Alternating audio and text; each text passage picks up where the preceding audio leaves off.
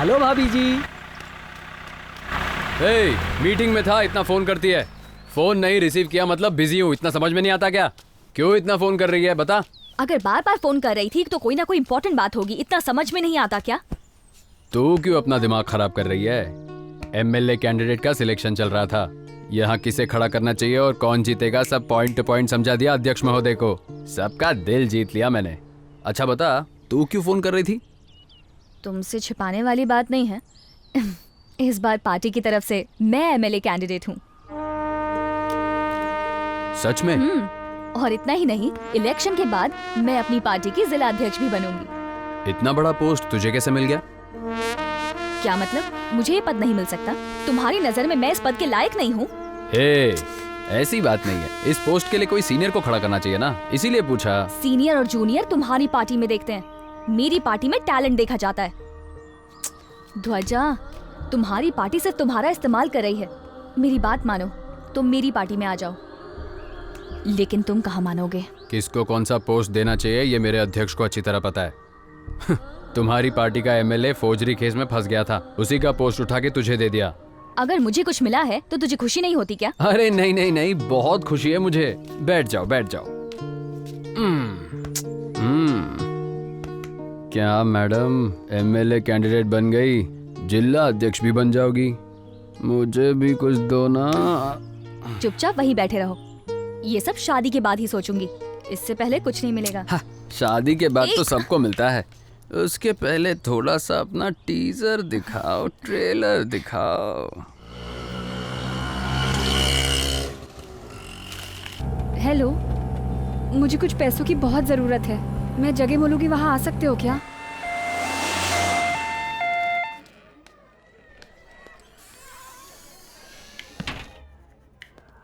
मैं इस लड़की के लिए पैसे जमा कर रही हूँ। इसका नाम है खुशी, बहुत अच्छी ड्राइंग बनाती है, पढ़ाई में भी अच्छी है, लेकिन अभी कितने दिन जिंदा रह पाएगी किसी को नहीं पता। आप पूछ रहे थे ना कि मैं पैसा क्यों कलेक्ट कर रही हूँ, ताकि इन बच्चों को बचा सकूँ। लक्ष्मी, दीदी, क्या हुआ बेटा? दीदी, आज मैंने पैसे भर दिए, अब खुशी का ऑपरेशन जल्दी हो जाएगा। हाँ। जना, ये मेरी दीदी हैं। नमस्ते। और ये मेरे पिताजी। नमस्ते। नमस्ते बेटा। एक ही गांव से इतने सारे बच्चे कैसे, समझा नहीं। जना, ये कोई ऊपर वाले का श्राप नहीं है। बगल वाले गांव में जो मर्क्यूरी फैक्ट्री है ना, ये उसी के कारण हुआ है। वो तो बहुत पहले ही क्लोज हो चुकी है। सिर्फ फैक्ट्री क्लोज हुई है, लेकिन उसके कारण जो सब वेस्ट बने हैं वो सब वहीं पड़े हैं। देखने में साधारण सी मर्क्यूरी, अगर कुछ समय पीछे जाएं तो इसने बहुत ही हाहाकार मचाया था। जब ये मर्क्यूरी मिट्टी में मिलती है तब ये मर्क्यूरी मिथाइल बनकर एक जहर बन जाती है, जिसके परिणाम बहुत ही खतरनाक होते हैं। जो हम खाते हैं सब्जियां, पानी में रहने वाली मछलियां, इन्हें जो भी मनुष्य खाते हैं उनके अंदर स्लो पॉइजन की तरह उन सब की बलि चढ़ा देता है बेटा। फैक्ट्री के 25 किलोमीटर के इलाके तक ये जमीन जहरीली हो जाती है बेटा। इतनी सीरियस विषय पे आपने सरकार से बात क्यों नहीं की? सरकार अगर कुछ काम करना चाहती है तो बड़े पैसे वाले लोग उस पर टांग अड़ा देते हैं। वोट बैंक के लिए कोई भी सरकार इसे पूरा नहीं करती। हम लोग तो माइनॉरिटी वाले हैं, कूली का काम करके घर चलाते हैं। हम लोगों की बातों को कौन सुनेगा बेटा? तब इस विषय को विरोधी पक्ष के नेता को बताना चाहिए था। इस प्रॉब्लम का कारण ही विरोधी पक्ष के लोग हैं। जब उनकी सरकार थी तो मिनिस्टर बलराम ने फैक्ट्री वालों से 200 करोड़ रुपए लेकर ये कहा कि हम ये सारा वेस्टेज क्लियर करवा देंगे और फैक्ट्री बंद करवा दी। मिट्टी का टेस्ट, पानी का टेस्ट, सारा टेस्ट हम लोगों ने करवा लिया और उन सारे टेस्ट का डॉक्यूमेंट्स हमारे पास है। आज से बहुत साल पहले इस फैक्ट्री को बंद करवाने के लिए एक आदमी ने अपने ऊपर मिट्टी का तेल डाल के अपने आप को जला लिया।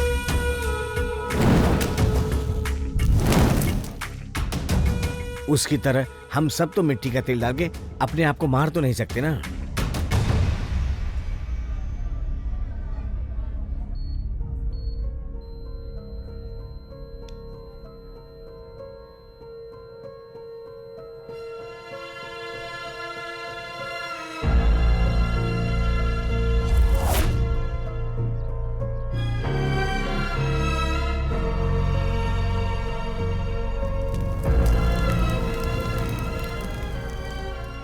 फैक्ट्री तो बंद हो गई, लेकिन मर्क्यूरी का कचरा वहां से हटाया नहीं गया। मैंने जब उस कचरे को हटाने के लिए दरख्वास्त की तो नेताजी ने खुद उस पे सिग्नेचर किया था। जब हमने फैक्ट्री की जानकारी लेने के लिए भू विज्ञान वालों को यहाँ की मिट्टी का सैंपल दिया तब रिपोर्ट आई कि मरकुरी का कचरा यहाँ से हटा ही नहीं है। अब ये रिपोर्ट लेकर मैं किसके पास जाऊँ? मुझे तो कुछ समझ में नहीं आ रहा है। अब इस रिपोर्ट को आप ही हैंडल करो, खुद ही देख लीजिए।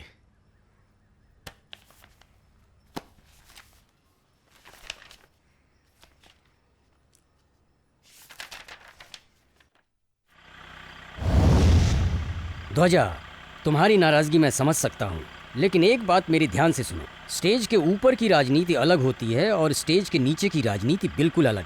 ये बलराम कोई छोटा मोटा आदमी नहीं है, ये पूरे 200 करोड़ का आदमी है।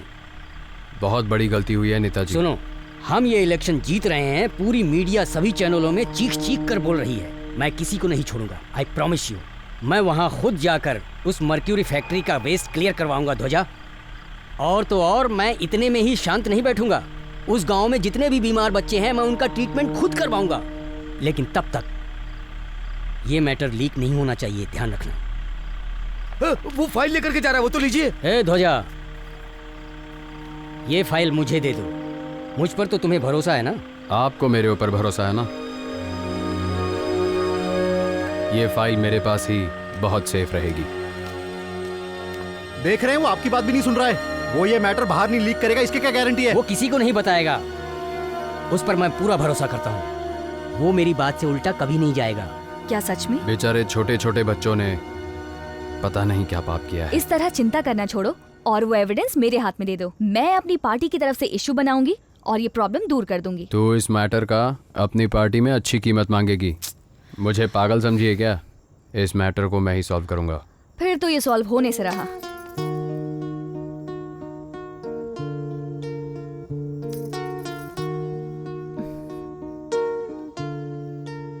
उन लोगों ने मर्क्यूरी वेस्ट साफ करने की बात कॉफी। की थी।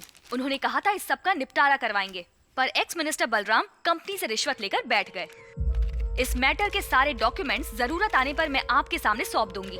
इससे जो गरीब लोगों को वहाँ पर तकलीफ हुई, उनके न्याय के लिए मैं लड़ती रहूंगी। जय हिंद, जय भारत।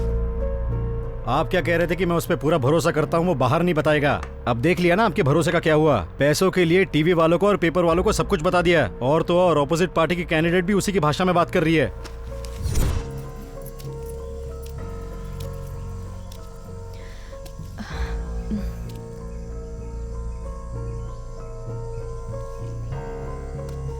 हम दोनों के बीच सिर्फ प्यार ही पर्सनल है। तुमने ही कहा था।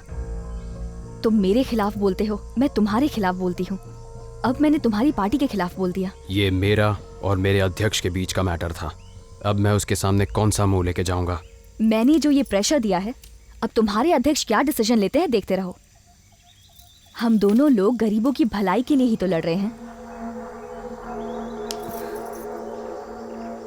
तुम लोगों की भलाई के लिए लड़ने वाली नहीं लगती हो, इलेक्शन जीतने के लिए लड़ने वाली लगती हो। तो इसमें गलत क्या है? इसी को तो राजनीति कहते हैं। कुएं में डूबे पत्थर की तरह नहीं रहना चाहिए। आगे बढ़ने के लिए कुछ ना कुछ तो करना ही होगा। कल के दिन तुम मेरे ऑपोजिट कैंडिडेट बनोगे और तुम्हें हराने के लिए क्या करना है वो भी सोचूंगी।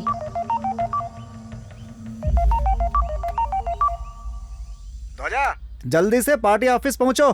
ठीक है भैया, आ रहा हूँ।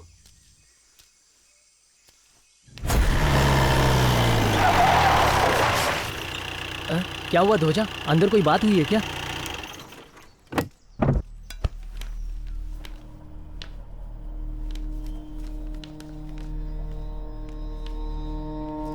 ध्वजा, ये सब तूने क्या कर दिया? मैंने कुछ नहीं किया अध्यक्ष महोदय। अगर ये बात तूने नहीं बताई तो ये बात बाहर कैसे गई? मुझे लगता है कि तू विपक्ष की पार्टी में जाना चाहता है, नहीं तो इस बात के लिए तूने उनसे पैसे लिए होंगे। बलराम भाई, आप ऐसी बातें मत कीजिए। ये मेरे लिए सिर्फ पार्टी ऑफिस नहीं है, मेरे पिताजी का दूसरा घर है। मैं सिर्फ इस पार्टी के लिए जीता हूँ, इसीलिए मेरी माँ ने मुझसे 10 साल से बात नहीं की। वो भूल कर भी कभी मेरा नाम नहीं लेती और मैंने भी कभी अपने मुंह से उन्हें माँ नहीं कहा। ये सब कष्ट उठा के मैं जी रहा हूँ सिर्फ अपनी पार्टी के लिए और आपके लिए अध्यक्ष महोदय। तेरी ओवर एक्टिंग देखने के लिए यहाँ पर नहीं आए हम लोग। अध्यक्ष जी तेरा ये भाषण बहुत सुन चुके, अब इनको मत पका। भाई आप जरा चुप रहो, अध्यक्ष महोदय को बोलने दो। मैंने तुझ पर आंख मूंद कर भरोसा किया था ध्वजा। अध्यक्ष जी, अब कुछ मत बोल। सॉरी। आज के बाद मेरे कहने तक तो इस ऑफिस में कभी मत आना। अगर तेरी नजर में मेरी थोड़ी भी इज्जत है तो इसी वक्त यहाँ से चला जा।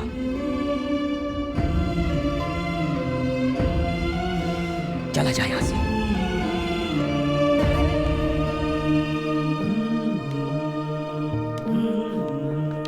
भाई भाई अपना ध्वजा है भाई। भाग यहाँ से। अपना ध्वजा है।